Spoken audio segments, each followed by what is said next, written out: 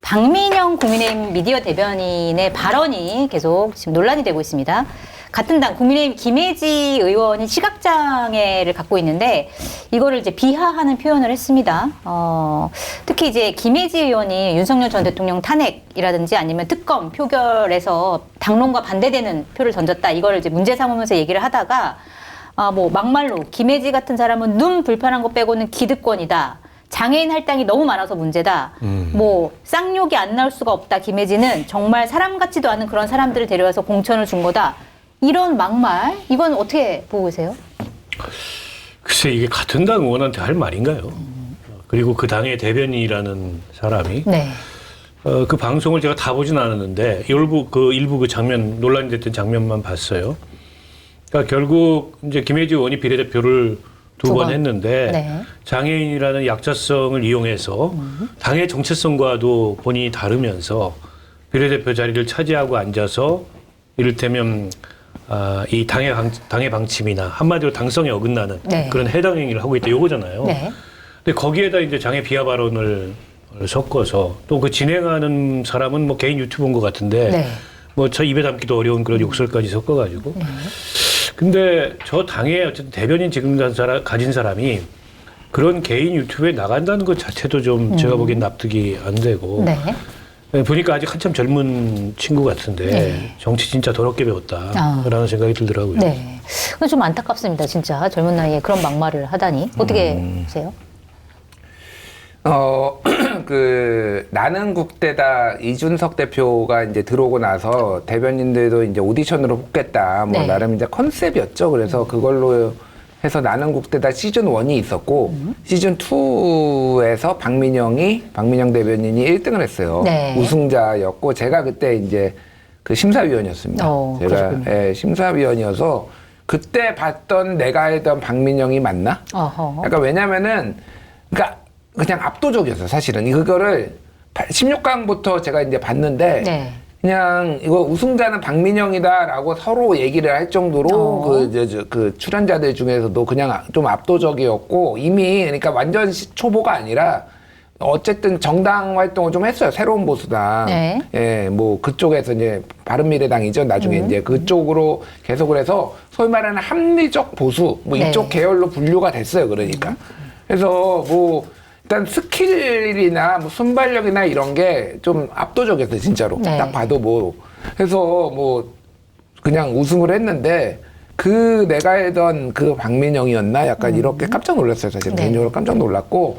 그러니까 이게 저는 사람이 어떻게 이게 좀 망가지는가를 좀 이게 과정을 좀 본 것 같아요. 그러니까. 네. 그러니까 이제 대통령실에 들어가게 된 계기가 윤석열이 이준석을 찍어내야 되겠다라고 하면서 이제 온갖 이제 압박을 하기 시작했고 네. 그 상황에서 이준석이 완전히 쫓겨나기 전에 이제 그 박민영에 대해서 작업을 한 거죠. 쉽게 얘기하면 소위 말해서 이제 갈라치기 해가지고 이 사람 저 사람 이제 영입을 하는데 그 중에서 박민영을 이제 용산에 대통령실 가게 돼서 이준석 지지자들 엄청 욕을 했거든요. 네. 저는 뭐 근데 개인의 합리적 선택으로 당의 대변인 하다가 용산 행정관으로 갈 수 있다고 봐요. 뭐 네. 그거는 본인의 선택인데 근데 거기에서 이제 증오를 배운 것 같아요. 제가 보기엔. 대통령실에서? 예, 대통령실에서의 증오는 뭐냐면은 그 윤석열이 맨날 얘기했던 게 그거잖아요.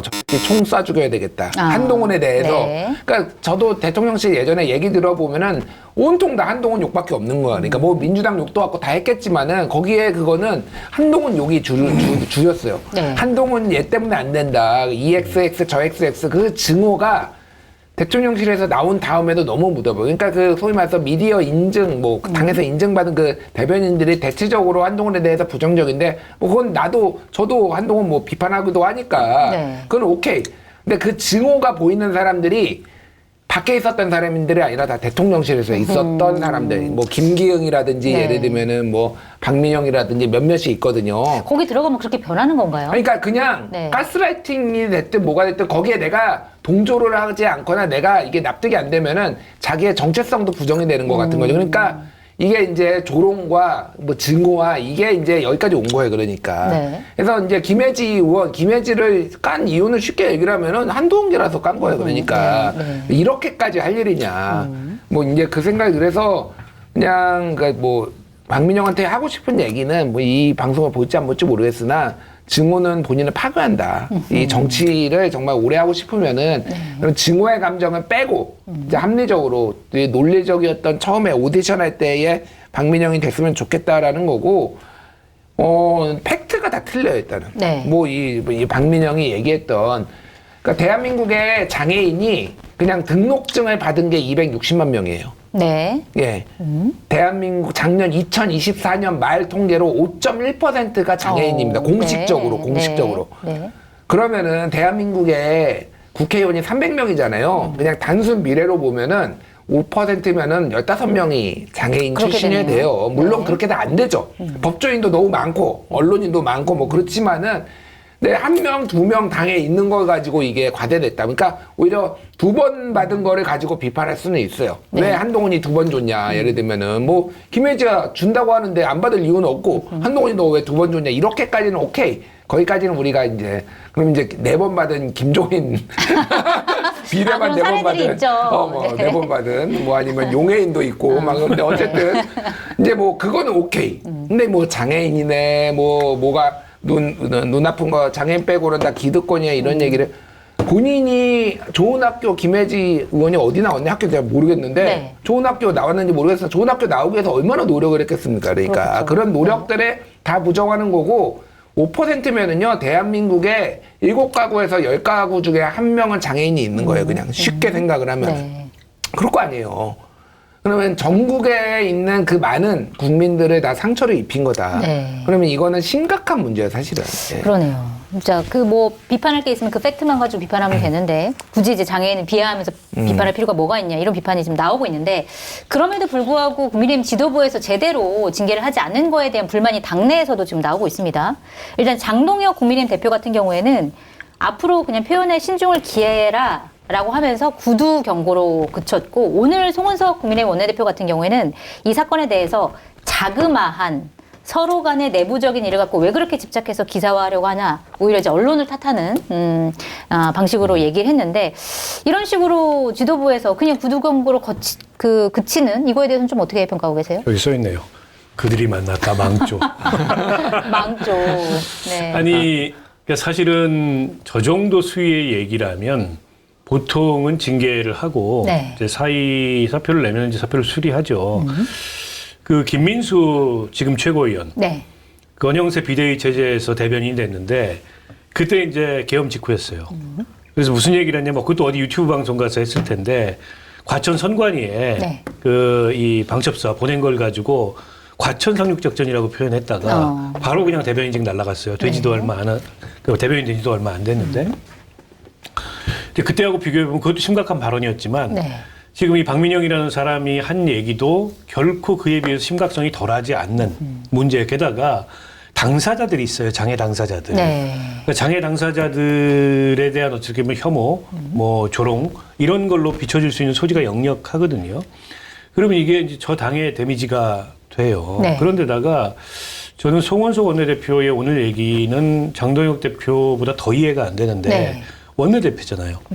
그러면 원내대표는 어쨌든 의원들의 의견을 대표하는 사람이고 의원들을 보호해야 되는 책임이 있는 게 원내대표예요. 근데 네. 자그마한 일을 가지고 언론이 침소봉대한다. 그러게요. 이게 도대체 말입니까? 그러니까 본인 뭡니까? 당 소속된 의원에 대한 이야기인데. 그러니까 네. 장동혁 대표는 또 뭐 논란은 정리하고 뭐 인재는 보호한다. 인재예요, 저게? 그러게요. 당의 얼굴에 똥칠한 사람인데 네. 저런 사람을 인재라고 얘기하는 것 자체가 인재예요. 다른 의미에서 이 장동혁 대표가. 네. 그래서 그 대변인, 아니 그 대표의 그 대변인이다. 이런 얘기가 이런 얘기가 나오나 싶고. 네.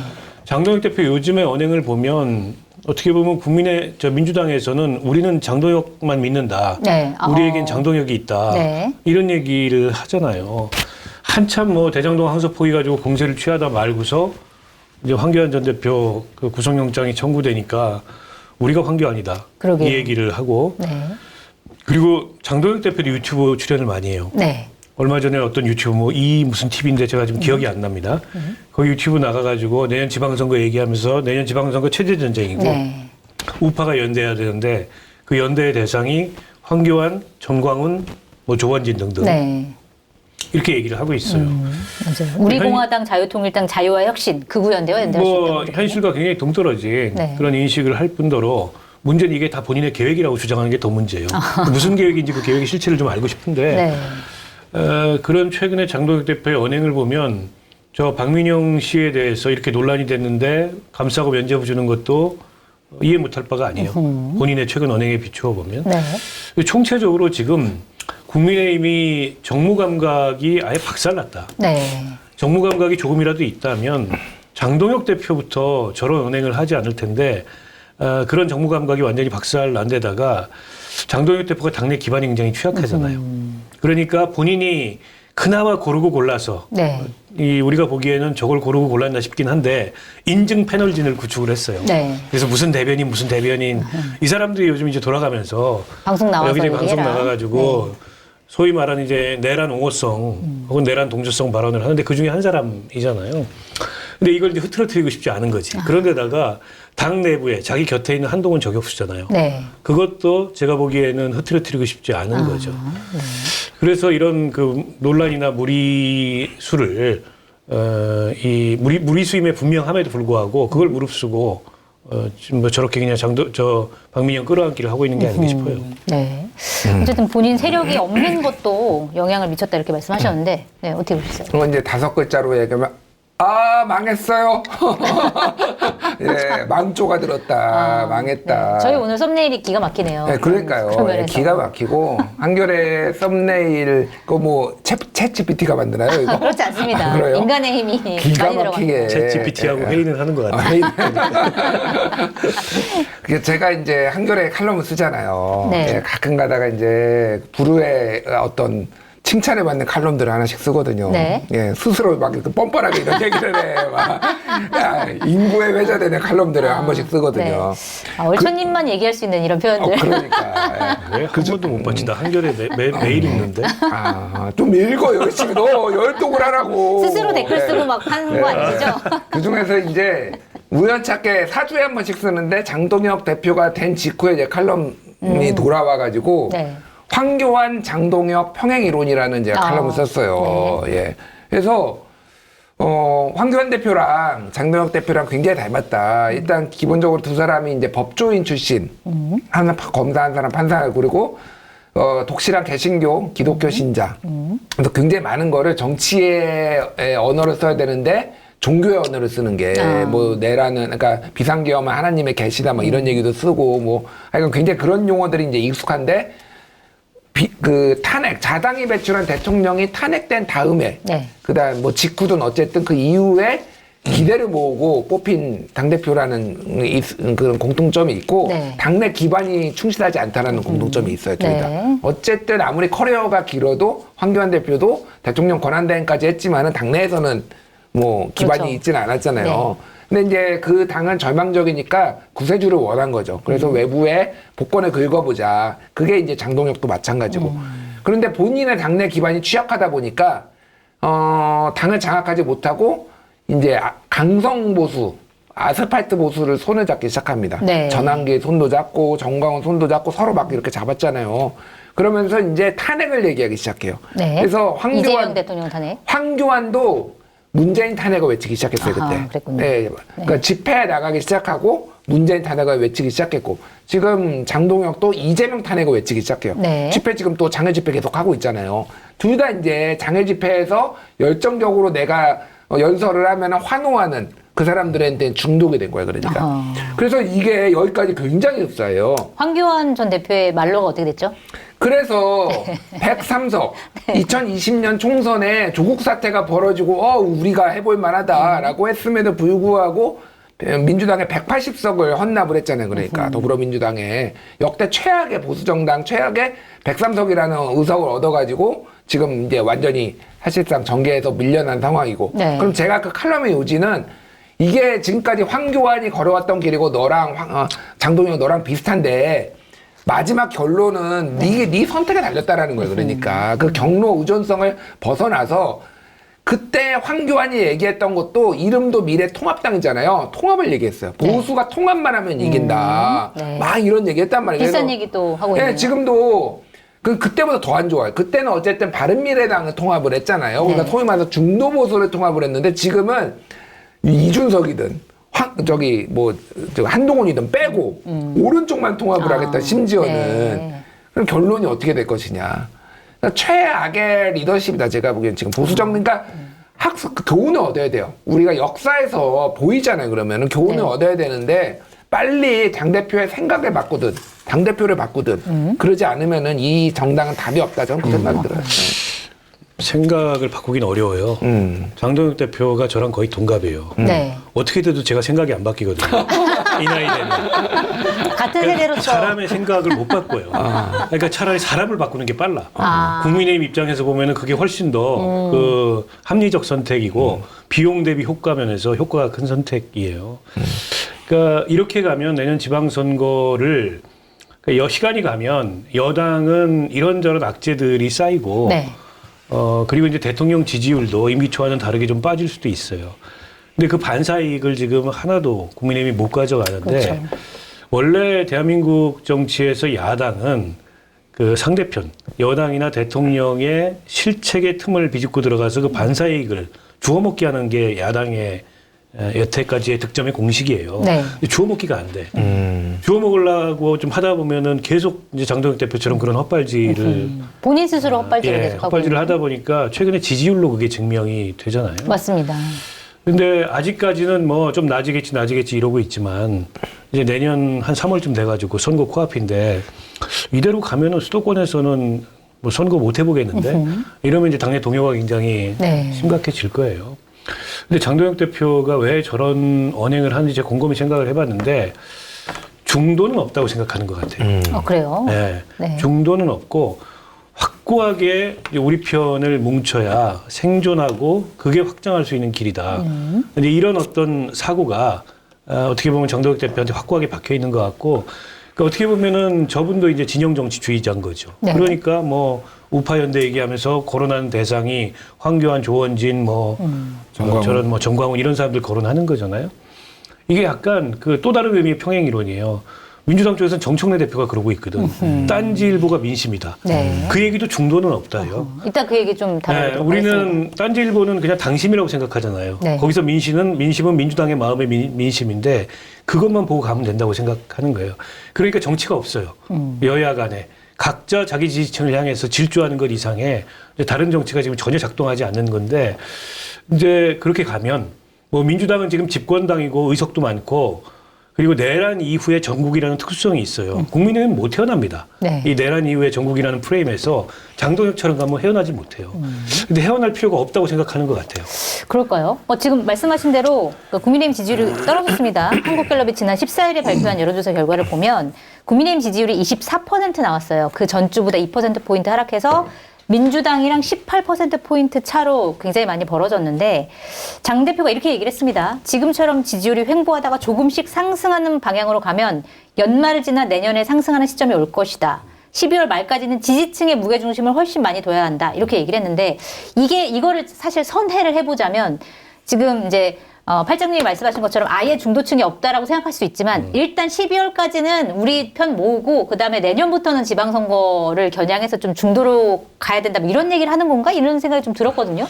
이 전략 어떻게 보셨어요? 검증된 상품을 인터넷 최저가보다 저렴하게 판매하고 있는 마켓단위 쇼핑몰에서 국내산 해산물을 당일 채취해 살아있는 상태 그대로 보내드리는 통영 해물탕을 준비를 했습니다.